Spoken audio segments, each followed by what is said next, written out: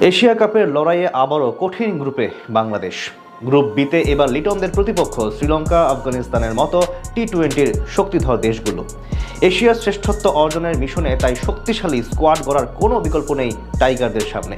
আর সেক্ষেত্রে কারা থাকবেন স্কোয়াডে, কাদের নিয়ে গঠিত হবে টিম টাইগার্স, এ নিয়ে চারদিকে চলছে চুলচেরা বিশ্লেষণ। সব মিলিয়ে টি-20 ফরম্যাটের এই আসরে শেষমেশ যেমন হতে পারে বাংলাদেশের স্কোয়াড, এ নিয়ে বিস্তারিত জানবো রিপোর্টে। সকল জল্পনা কল্পনা আর শঙ্কা কাটিয়ে অবশেষে চূড়ান্ত হলো এশিয়া কাপের সময়সূচি। সংযুক্ত আরব আমিরাতের মাটিতে আগামী 9 সেপ্টেম্বর পর্দা উঠছে এশিয়ান ক্রিকেটের শ্রেষ্ঠত্ব অর্জনের এই লড়াইয়ে, যেখানে বরাবরের মতো এবারও তুলনামূলক কঠিন এক গ্রুপে অবস্থান করছে টিম টাইগার্স। কেননা গ্রুপ বিতে টাইগারদের লড়তে হবে শ্রীলঙ্কা, আফগানিস্তান এবং হংকং এর সাথে। টি-20 ফরম্যাটের এই আসরে হংকং বাদে বাকি দুই দলই র্যাঙ্কিং এ অনেকটাই এগিয়ে বাংলাদেশের চেয়ে। অন্যদিকে গ্রুপেতে ভারত, পাকিস্তানের মতো শক্তিধর দেশগুলোর প্রতিপক্ষ ওমান এবং আরব আমিরাতের মতো অপেক্ষাকৃত দুর্বল দেশগুলো। ফলে এশিয়ান ক্রিকেটের মুকুট পাওয়ার পথটা এবারও টাইগারদের জন্য একটু কঠিনই বলা চলে। জয় আদায়ের লক্ষ্যে তাই যে কোনো মূল্যে শক্তিশালী স্কোয়াড গড়তে হবে বাংলাদেশকে।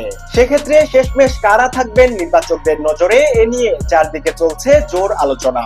এদিকে টাইগার ক্রিকেটারদের বর্তমান পরিস্থিতি বলছে এবার সম্ভাব্য স্কোয়াডে ওপেনিং জুটির জন্য নির্বাচকদের প্রথম পছন্দ হবেন যুব বিশ্বকাপ জয়ী দুই ওপেনার তানজিদ তামিম ও পারভেজ ইমন। শ্রীলঙ্কার পর পাকিস্তানের বিপক্ষেও টি-20 সিরিজ জয়ে দলের অন্যতম ট্রাম্প কার্ড বলা চলে এই দুইজনকে। তাছাড়া টাইগারদের সাম্প্রতিক সিরিজগুলোতে নিজেদের ব্যাটিং সক্ষমতা প্রমাণ করার সর্বোচ্চ প্রচেষ্টাই ছিল দুজনের ব্যাটে।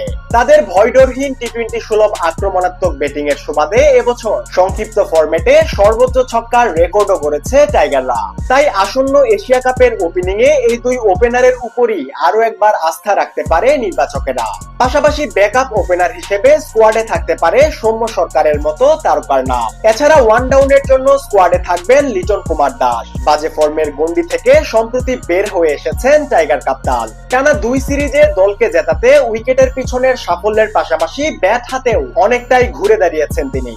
তাই এশিয়া কাপের মঞ্চটাও তার জন্য হবে ভীষণ চ্যালেঞ্জিং। এদিকে মিডল অর্ডারের গুরুত্বপূর্ণ দুই ট্রাম্প কার্ড হিসেবে স্কোয়াডে থাকবেন জাকির আলী অনিক ও শামীম হোসেন পাটোয়ারি। শামীমের হার্ড হিটিং এর সাথে জাকিরের আগ্রাসী ব্যাটিং শক্তি বাড়াবে দলে। এছাড়া স্কোয়াডে থাকতে পারেন তাওহিদ হৃদয় এবং সাইফুদ্দিন। সম্প্রতি দুজনেই আছেন দারুণ ছন্দে। পাশাপাশি টি-20-র সহ অধিনায়ক শেখ মাহাদির স্কোয়াড ভুক্তিও এক প্রকার নিশ্চিতই বলা চলে। তার সাথে থাকতে পারেন তরুণ মাহিদুল ইসলাম অঙ্কন।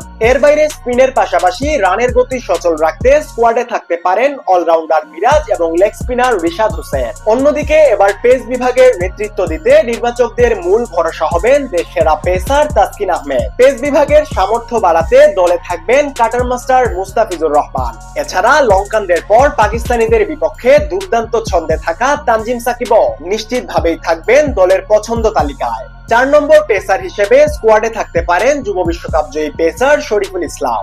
আগামী 11 সেপ্টেম্বর হংকং এর বিপক্ষে ম্যাচ দিয়ে এশিয়া কাপের আসর শুরু করবে বাংলাদেশ। এরপর 13 সেপ্টেম্বর শ্রীলঙ্কা এবং 16 সেপ্টেম্বর আফগানদের বিপক্ষে গ্রুপ পর্বের শেষ লড়াইয়ে নামবে টিম টাইগার্স।